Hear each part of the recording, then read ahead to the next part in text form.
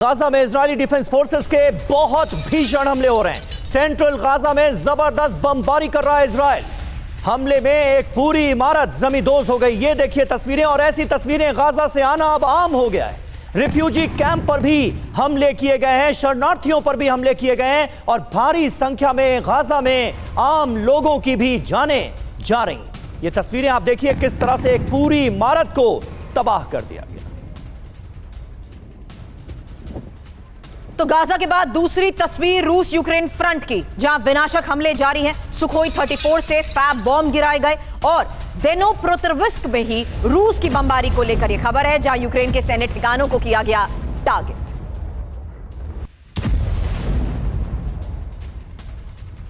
और नाटो देश डेनमार्क का बारूदी शक्ति प्रदर्शन शुरू हो गया है। रूस के साथ जंग की आशंका के बीच डेनमार्क ये ड्रिल कर रहा है। ग्रीनलैंड के पास समंदर में डेनमार्क ने भी दिखाई है अपनी ताकत।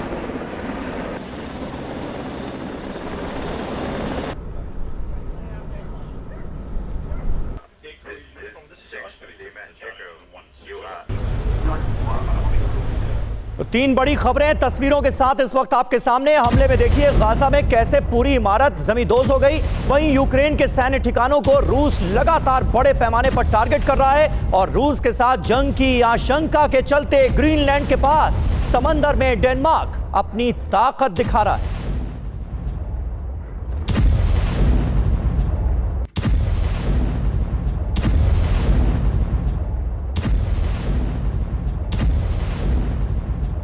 तो बड़ी खबर है, युद्ध की आग में झुलस रही पूरी दुनिया, जहां दुनिया भर में एक साथ 6 वॉर फ्रंट एक्टिव है। यूक्रेन, अरब, लैटिन अमेरिका से कोरिया तक तनाव, और सिर्फ यूक्रेन युद्ध में ही 10 लाख लोगों की मौत। गाजा 50,000 से ज्यादा लोग मारे गए हैं। तो अलग अलग वो फ्रंट जिससे साफ है कि किस तरीके से दुनिया भर में 6 वॉर फ्रंट एक्टिव है। तस्वीरें 3 फ्रंट की हमने आपको दिखाई थी, Gaza, Ukraine, Russia war front, और साथ ही लगातार बढ़ते तनाव के बीच किस तरीके से अब युद्धाभ्यास हो रहे हैं। हालांकि यूक्रेन, अरब, लैटिन अमेरिका से कोरिया तक तनाव को लेकर खबर बड़ी है। सिर्फ यूक्रेन युद्ध 10 लाख लोगों की मौत, गाजा में 50,000 से ज्यादा लोग मारे गए हैं।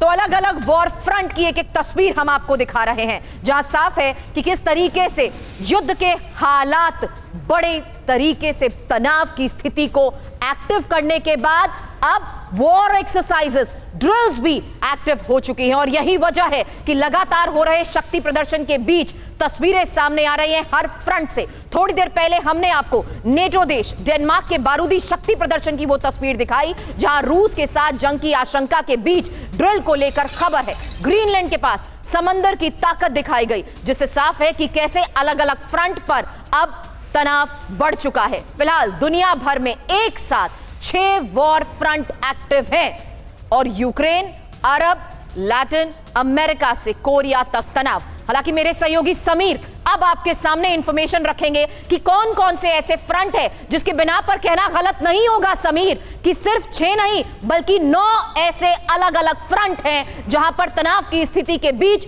बड़े संकेत मिल रहे हैं। समीर। जी हां सुरभि, और यही TV9 भारतवर्ष की इस वक्त सबसे ज्यादा चौंकाने वाली खबर है। दुनिया में इस वक्त जंग के 1-2 नहीं बल्कि 9 फ्रंट खुल गए हैं, और उसकी पूरी डिटेल अब हम आपको देने जा रहे हैं। ये देखिए, पहला वॉर फ्रंट है रूस वर्सेस यूक्रेन का, जिसके बारे में आप बहुत अच्छी तरह से जानते हैं। दूसरा रूस वर्सेस यूरोप का, जी हां, यूरोप को खतरा है कि रूस कभी भी हमला कर देगा। तीसरा वॉर फ्रंट इजराइल वर्सेस अरब, जी हां, इजराइल और हमास की लड़ाई, हमास की जंग इसे अब नहीं कहा जा सकता, अब ये इजराइल वर्सेस अरब का मामला हो गया है। अमेरिका वर्सेस हुती, ये चौथा war front. America versus Iran का वॉर फ्रंट, बीते दिनों अमेरिका और ईरान के बीच जंग भी हुई, वो भी आपने देखी। और देखिए, ये है वो 5वां वॉर फ्रंट, अमेरिका और ईरान का वॉर फ्रंट, जो आज भी सुलगता नजर आ रहा है। अब आपके सामने 6ठा वॉर फ्रंट, अमेरिका और वेनेजुएला का। वेनेजुएला को लेकर डोनाल्ड ट्रंप के इरादे क्या हैं, इसको लेकर बहुत बातें हो रही हैं, और अमेरिका और वेनेजुएला में तनाव चरम पर पहुंचता नजर आ रहा है। 7वां war front, America versus China का वॉर फ्रंट, और इसमें भी कहीं ना कहीं आग सुलगती नजर आ रही है। 8वां वॉर फ्रंट है चीन और ताइवान का वॉर फ्रंट, जहां पर तनाव काफी ज्यादा नजर आता है। पूरे ताइवान पर कब्जे के इरादे के साथ चीन अपनी मंशा को आगे बढ़ाता दिखता है। और नवा वॉर फ्रंट है उत्तर कोरिया वर्सेस दक्षिण कोरिया का, north Korea versus South Korea का वॉर फ्रंट। तो दुनिया में ये तमाम वॉर फ्रंट एक एक करके हमने आपके सामने रखे और कुल मिलाकर 9 वॉर फ्रंट्स इस वक्त दुनिया भर में एक्टिव नजर आते हैं। ऐसे वक्त में जब लगातार विश्व युद्ध तृतीय का जिक्र किया जा रहा है, रूस की तरफ से तो बार बार किया जा रहा है, ये 9 वॉर फ्रंट अपने आप में बहुत अहम है। वॉर के 9 फ्रंट, तबाही ही तबाही। ये देखिए, पहला वॉर फ्रंट है रूस वर्सेस यूक्रेन का वॉर फ्रंट, और यहां फरवरी 2022 से युद्ध जारी है। 3 साल से ज्यादा का वक्त बीत गया है। 10 लाख लोगों की, 1 मिलियन लोगों की मौत हो चुकी है, लेकिन कोई मानने को तैयार नहीं है, चाहे रूस हो या फिर तमाम पश्चिमी देश, नाटो कंट्रीज। दूसरा वॉर फ्रंट रूस वर्सेस यूरोप का वॉर फ्रंट। रूस यूरोप में टकराव कभी भी बड़ा रूप ले सकता है। नाटो के सभी देश पूरी तरह से अलर्ट मोड में हैं। दोनों तरफ से तैयारियों को अमली जामा पहना दिया गया है। तीसरा वॉर फ्रंट इजराइल वर्सेस अरब का। दशकों पुराना विध्वंसक संघर्ष एक बार फिर एक्टिव होता हुआ नजर आ रहा है। तमाम अरब देश, मुस्लिम देश इजराइल के खिलाफ एकजुट हो गए। फिलहाल सबसे भीषण दौर में इजराइल वर्सेस अरब का यह फ्रंट सुलगता हुआ नजर आ रहा है। और ये देखिए, चौथा जो फ्रंट है वो है अमेरिका और हूती का वॉर फ्रंट। लगातार अमेरिकी एयर स्ट्राइक्स यहां पर हो रही हैं। अमेरिकी एयर स्ट्राइक्स को अंजाम दिया जा रहा है और हूती पर लगातार इजराइल भी हमले कर रहा है इसी अमेरिका के इशारे पर। पिछले कुछ महीने में दर्जनों लोगों की मौत इस वॉर फ्रंट पर हुई है। 5वां वॉर फ्रंट अमेरिका और ईरान का। ईरान के परमाणु हथियार अमेरिका के निशाने पर और इसीलिए हमला भी किया गया था। एटमी साइट पर हमले हुए, दोनों तरफ से वार्निंग जारी की गई और अमेरिका और ईरान के बीच फाइनल जंग होते होते रुकी। लेकिन यह फ्रंट भी बुरी तरह से सुलग रहा है। तनाव अंदर ही अंदर बरकरार है। छठा वॉर फ्रंट, और इसे एक बार फिर खोलने का पूरा श्रेय, पूरा क्रेडिट जाता है डोनाल्ड ट्रंप को। अमेरिकी वॉरशिप का एक्शन साफ तौर पर यहां नजर आ रहा है और अमेरिका और वेनेजुएला के बीच तनाव बढ़ता हुआ हम देख रहे हैं। सीधी जंग कभी भी संभव है, यह विश्लेषकों का मानना है। और अमेरिका और चीन का यह तो बहुत पुराना फ्रंट है।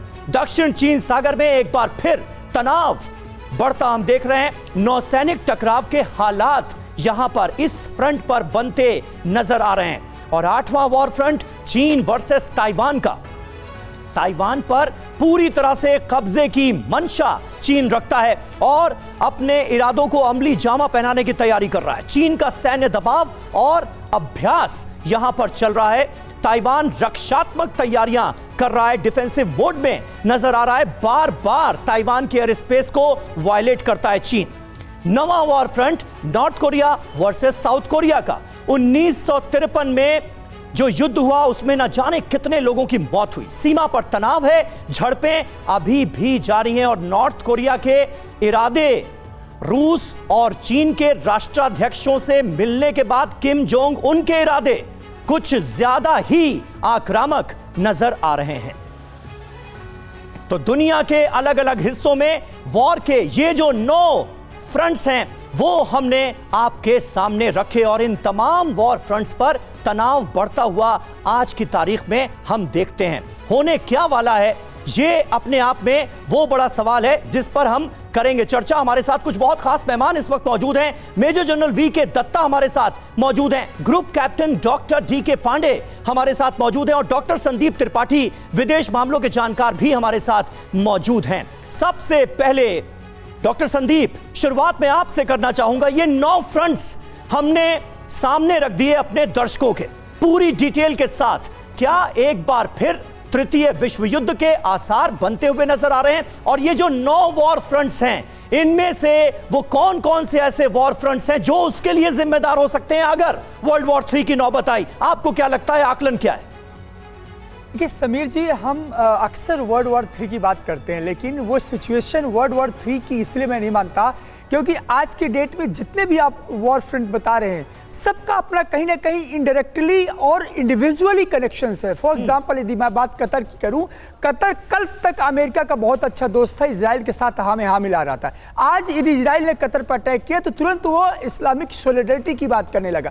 अब कतर से पूछिए क्या बहरीन और यूएई कतर के साथ आएंगे जो ऑलरेडी अब्राहमिक एकॉर्ड का पार्ट है? तो देखिए बहुत ज्यादा फ्रैक्शन है। वो समय नहीं 1945 का कि एक कॉल दिया, सोवियत यूनियन ने कॉल दिया, इधर अमेरिका ने कॉल दिया तो सब एक से एक आ गए। मुझे नहीं लगता।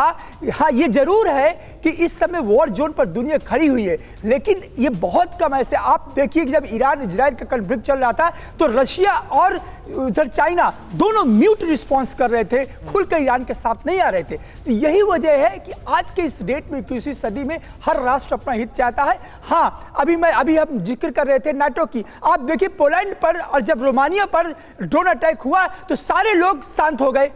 वो ब्रिटेन कहां चला गया? वो ऑलरेडी डरा हुआ होता है। तो मेरा कहने का सेंस है कि अब ये वो स्थिति नहीं है कि जहां पर तृतीय विश्व युद्ध सामने आकर खड़ा हो जाएगा। लेकिन तरीके बदल गए हैं। पांडे सर प्लीज उस पर ऐड ऑन करिए, क्योंकि अगर आप वर्ल्ड वॉर सिनेरियो को भी देखें तो पहले जिस लिहाज से युद्ध होते थे आज उसके तौर तरीके बदल चुके हैं। इसीलिए हम ये कह रहे हैं कि एक नहीं बल्कि 9 ऐसे फ्रंट हैं जहां किसी स्तर पर युद्ध की स्थिति बनी हुई है। देखिए निश्चित रूप से समीकरण बदल गया है, लेकिन उसके पहले मैं जो ग्राफिक्स आप लोगों ने दिखाए उस टीम को मैं बहुत बहुत साधुवाद करना चाहूँगा। बुरी बुरी प्रशंसा करनी होगी। बहुत अच्छे ग्राफिक्स पहले वाले सेशन में अभी भी। जहाँ तक बात है कि इन अगर 9 फ्रंट में एक फैक्टर जो कॉमन है वो है यूनाइटेड स्टेट्स। आप किसी फ्रंट में लीजिए, उसमें डायरेक्ट या इनडायरेक्ट वे में अमेरिकन जो इंटरेस्ट है वो इन्वॉल्व है। तो ये जो एक पोलराइजेशन की जो कोशिश की गई है पूरे वर्ल्ड में, यूनिपोलर वर्ल्ड बनाने की कोशिश की गई है, उसका एक बहुत बड़ा नमूना है। लेकिन जो दोहा में अभी इस्लामिक इमरजेंसी इस्लामिक अरब लीग की जो मीटिंग हुई है 57 देशों ने जिसमें भाग लिया है, वो बताता है कि ये शुरुआत देखिए निश्चित रूप से कोई बहुत सिग्निफिकेंट आउटकम नहीं आया उससे। केवल हुआ है कि भाई हम शुरुआत हुई भर्त्सना करने से और जो है खत्म हुआ घोर भर्त्सना से। कुछ आउटपुट नहीं निकला उसका और निकलना भी नहीं था, क्योंकि सबके हित अपने अलग अलग हैं। सबके जो समीकरण इंडिविजुअल अमेरिका के साथ वो अलग अलग हैं। और जिसने की अभी लेकिन सबसे महत्वपूर्ण जो टेक अवे है नहीं, उसमें बस ये हुआ कि उसके बाद पांडे जी उसके बाद डोनाल्ड ट्रंप की तरफ से ये भरोसा दिला दिया गया कि अब कतर में हमले नहीं करेगा इजराइल, बात खत्म। नहीं देखिए, वो भरोसा तो पहले भी था। आप कतर में बैठे हुए थे जब इजराइल और ईरान के बीच में हो रहा था, तो कतर पर अटैक किया गया और ये भी कहा गया वो फिक्स मैच था, हमें सब पता है कि उसका जो है सामना किया गया और थर्ड ने उसको न्यूट्रलाइज किया। सेम वे अभी कतर में जो अटैक हुआ उसमें ये कहा गया कि अमेरिका को पता ही नहीं चला, जबकि एयर टू एयर रिफ्यूलर जो हैं वो वहां से ही टेक ऑफ किया उन्होंने, कतर से ही। और उन्होंने जो इजरायली F-15 और 35 आए थे उनको रिफ्यूल किया। तो वह देखिए अलग अलग चीजें कहने के लिए कुछ और चीजें हैं, वास्तविकता ग्राउंड पर क्या है वो अलग है। निश्चित रूप से जो उनके अपने खुद के प्रायोरिटीज हैं। ये कैसे माना जा सकता है सर कि इजराइल कतर की राजधानी दोहा में घुसकर इतना बड़ा हमला करे और अमेरिका को पता ना हो? एग्जैक्टली, और यही बात एक्सपर्ट इस वक्त कह रहे हैं कि किस तरीके से 9 फ्रंट की हमने बात की, वहां डायरेक्टली और इनडायरेक्टली यूएस और यूएस की इन्वॉल्वमेंट। हालांकि तस्वीर अब गाजा से जिस तरीके से सामने आ रही है, दत्ता सर अगला सवाल आपसे होगा, उससे पहले रिफ्यूजी कैंप पर विनाशक हमले की यह तस्वीर, जहां अल शती रिफ्यूजी कैंप पर मिसाइल हमले की यह तस्वीर सामने आई और कैसे रिफ्यूजी कैंप तबाह हो गया। हालांकि गाजा के इस फ्रंट पर लगातार हो रहे हमलों के बीच इजराइल का और बड़े स्तर पर एक्टिव हो जाना और यूएस का कुछ महीने पहले इसको लेकर भी बयान समीर सामने आया था, लेकिन उससे पहले फिलहाल यह तस्वीर रिफ्यूजी कैंप पर हमले की। और देखिए साउथ लेबनान की बेका घाटी में विध्वंसक हमला किया है इजराइल ने। हिजबुल्लाह के सीक्रेट ठिकानों पर एयर स्ट्राइक करने का दावा इजरायली डिफेंस फोर्सेस की तरफ से किया गया है। ये तस्वीरें आप देखिए, लेबनान की बेका घाटी जिसे निशाना बनाया है इजराइल। और कतर की राजधानी दोहा में इमरजेंसी मीटिंग खत्म हो चुकी है। बड़ा अपडेट, जहां इजराइल के खिलाफ दोहा में मुस्लिम देश जुटे और बैठक में 50 से ज्यादा अरब इस्लामिक देश शामिल हुए। हालांकि प्रस्ताव में साझा सुरक्षा और रक्षा तंत्र पर जोर की बात, यही बड़ी खबर इस वक्त निकलकर सामने आ रही है। फिलहाल बड़ी खबर है, जहां देखिए किस तरीके से इस्लामी देशों ने इजराइल को चेतावनी दी है। समीर जी हां, इस्लामी देशों ने इजराइल को दी है वार्निंग, कतर पर दोबारा हमला किसी भी हाल में बर्दाश्त नहीं किया जाएगा। इजराइल के खिलाफ कानूनी कार्रवाई की मांग भी की गई है। तो ये बड़ा डेवलपमेंट है। ऐसा लग रहा है कि तमाम अरब देश, तमाम इस्लामिक देश अब इजराइल के खिलाफ एकजुट हो रहे हैं, लेकिन कुछ पुख्ता होगा क्या? सवाल तो यह भी है। मध्य पूर्व में महायुद्ध के आसार हैं। खबर देखिए क्या है। दोहा पर इजरायली हमलों के बाद इमरजेंसी बैठक होती है। मीटिंग में अरब लीग और ओआईसी के 50 से ज्यादा देश शामिल हुए। मिडिल ईस्ट अरब देशों की सुरक्षा के लिए यह बैठक हुई, क्योंकि यह कंसर्न जताया गया था दोहा में हुए इजरायली हमले के बाद। इजराइल के खिलाफ एकजुटता का संदेश देने के लिए यह मीटिंग बुलाई गई। अब किन मुद्दों पर प्रस्ताव पास हुआ, यह देखिए। अरब इस्लामी साझा सुरक्षा और रक्षा तंत्र पर इस मीटिंग में जोर दिया गया। इजराइल के खिलाफ कड़े प्रतिबंध लागू करने की मांग की गई। अमेरिका से इजरायली आक्रामकता रोकने की अपील की गई। गाजा में इजरायली हमलों को युद्ध अपराध बताया गया है, लेकिन हुआ क्या? लगातार गाजा में इजराइल की तरफ से हमले तो किए ही जा रहे हैं। तो ओआईसी मुल्क आपस में मिलकर, 57 मुल्क आपस में मिलकर जो प्रस्ताव पास कर रहे हैं, उसका ग्राउंड पर कोई असर होता दिखता नहीं। और अब इमरजेंसी मीटिंग को लेकर खबरें आ रही हैं, जहां आपको बता दें कि इमरजेंसी मीटिंग में कतर के अमीर ने कहा युद्ध विराम वार्ता विफल करने के लिए हमला और ईरान समर्थित देशों के खिलाफ रणनीतिक हमले। इजराइल ने गाजा को रहने लायक नहीं छोड़ा है। इजराइल के खिलाफ अरब इस्लामिक एकजुटता जरूरी। और कतर मीटिंग में मिस्र के राष्ट्रपति का बयान, इजराइल इस क्षेत्र में जंग का अड्डा बनाना चाहता है। फिलिस्तीन को एक पूर्ण देश की मान्यता दी जाए, ये कहा है मिस्र ने। और कतर में इजराइल के खिलाफ बड़ी तैयारी, जहां ईरान ने मुस्लिम देशों से इजराइल से रिश्ता तोड़ने को कहा है और मुस्लिम देश एकता बनाए रखें। तो आर्थिक मदद रोकनी होगी इजराइल को, बातचीत के सारे रास्ते बंद करने होंगे, सिर्फ भाषणबाजी से काम नहीं चलेगा। ये ईरान के राष्ट्रपति पेजेश्कियान कहते नजर आए इस मीटिंग में। दोहा में जो इमरजेंसी मीटिंग हुई, उसमें और नेताओं ने क्या क्या कहा, इसकी पूरी डिटेल आपको दे देते हैं। ईरान के राष्ट्रपति पेजेश्कियान को आप सुन रहे थे। इजराइल से मुस्लिम देश रिश्ता तोड़ें, जितने भी मुस्लिम मुआलिक हैं वो इजराइल से रिश्ता तोड़ें, ये उन्होंने कहा है। हालांकि कतर ने कहा हमलों से ईरान समर्थित समूह को डराना मकसद है। इसमें एक और बड़ी खबर है, मिस्र, जहां इजराइल पूरे इलाके को जंग का अड्डा बनाना चाहता है। समीर।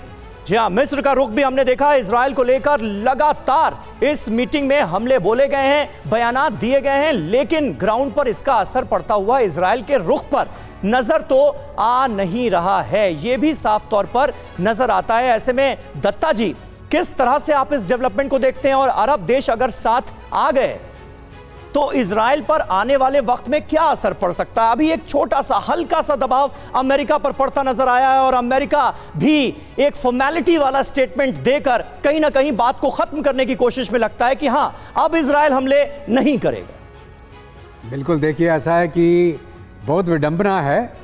ये पूरे जो इस्लामिक देश हैं और जो अरब लीग है, 2 साल होने वाले हो गए जब हमास ने हमला किया था इजराइल के ऊपर, एक बहुत बड़ा दहशतगर्द हमला। उस समय तो इजराइल हमला नहीं कर रहा था हमास के ऊपर, यहाँ पैलेस्टाइन के ऊपर, यहाँ लेबनान में, कहीं पर भी।